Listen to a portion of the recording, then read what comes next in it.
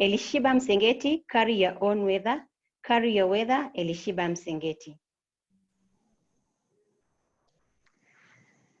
As humans, our mood is often subconsciously affected by the weather.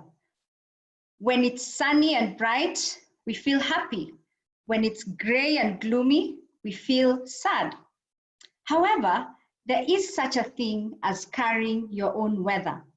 This is the ability to determine your own mood regardless of the weather outside. It is a good skill to have because it prevents you from being frazzled by things around you, and hence you are in control of your reaction, response, and outlook to life in general. A light-hearted incident a few years back showed me how beneficial it is to carry your own weather. This happened in July 2016. Our car window had been broken.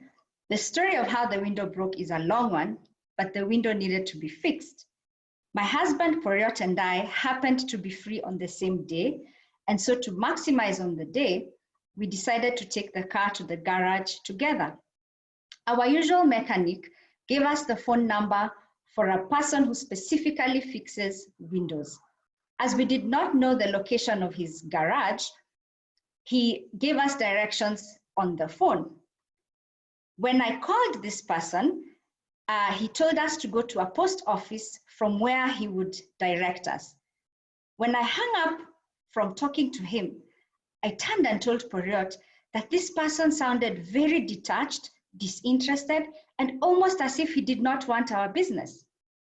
Poriot gently reminded me that this person was neither going to marry us, nor were we going to ask him to be godfather to any of our children. So long as he could fix the window, we were set. This was lesson number 1, focus on the issues at hand. So when we got to the agreed post office, we called the mechanic, described our car, and he saw us from across the road, waved, and told us to follow him. His garage was down the street, and when we got there, I was getting ready to now greet him properly, tell him the story of how the window broke, possibly discuss how the Kenyan economy was doing, and so on. Neither of that happened. He acknowledged us with a nod, came to the side of the window that was broken and said, it's this one. Okay. He went inside and called a colleague of his who came out with a cob of maize. Turned out, maize guy was our guy. This was the guy who was going to fix our window. He too acknowledged us with a nod, holding his maize cob, took his tool bag and got down to business. When he checked the window and started bringing the parts apart, I was surprised to see how intricately the parts of a car window actually are put together. While I watched all this in amazement, I thought about how different this scenario was to a hair salon where we usually start with a lot of greetings. However, this seemed to me like men's stuff. I looked around and realized I was the only female. I was already wearing a flowery blouse, so I decided to keep quiet so that I don't stand out. Well, as it happened, our maize guy disappeared after 20 minutes and nobody told us where he went. Once again, I looked to Poriot. He did not seem frazzled. At some point, a huge lorry came and needed to enter the compound. So one of the mechanics came and asked for our car keys. Poriot gave him the keys, and I wondered, how is it that you can trust this person who we don't know with the car keys?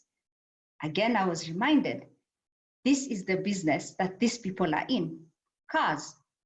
So this person, the mechanic, moved our car, the lorry moved into the compound, and the car was moved back into its original place with my heart in my mouth, but the car unscratched. Well, 20 minutes later, maize guy came back. Turned out he had gone to buy the window pane. Within a few minutes, the window was perfectly fixed. I was getting ready to now profusely thank our maize guy for fixing our window so perfectly. As it turned out, he had already gone back into the building. The garage owner, the one who we were not going to marry, came and told us, gave us the bill, which we paid, and everybody said their thank yous. This incident stood out for me because no emotions were bad, yet the work got done perfectly. It was very interesting for me to realize that we often carry a lot of baggage that is unnecessary, and we often get affected by other people's weather.